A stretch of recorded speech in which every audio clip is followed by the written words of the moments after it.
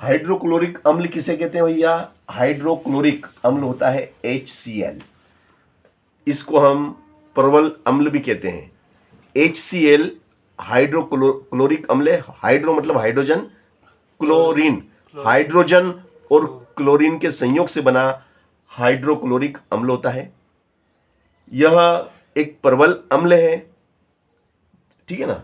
Sodium hydroxide, तो ये sodium, Na मतलब sodium, OH hydro oxide, hydrogen और ऑक्सीजन, सोडियम हाइड्रोक्साइड कौन है?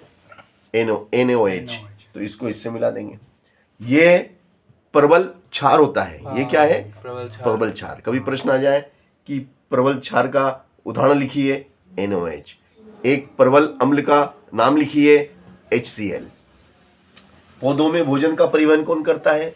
पौधों में भोजन का परिवहन का कार्य फ्लोएम करता है। नवीनीकरण ऊर्जा स्रोत किसे कहते हैं? तो देखिएगा, नवीनीकरण क्या लिखा हुआ है? नवीनीकरण ऊर्जा स्रोत। नवीनीकरण ऊर्जा स्रोत वे ऊर्जा स्रोत होते हैं जो कभी धरती पे खत्म हो ही नहीं सकते, जो कभी खत्म ही नहीं हो सकते।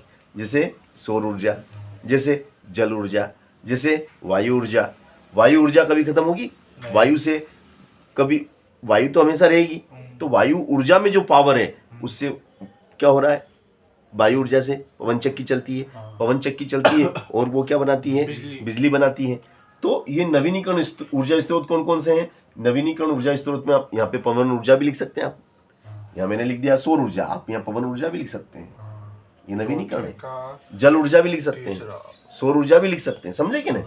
ये ऐसे ऊर्जा स्रोत जो कभी भी खत्म नहीं होते हैं, नवीनीकरण ऊर्जा स्रोत कहलाते हैं। जैसे पवन ऊर्जा, सौर ऊर्जा, जल ऊर्जा।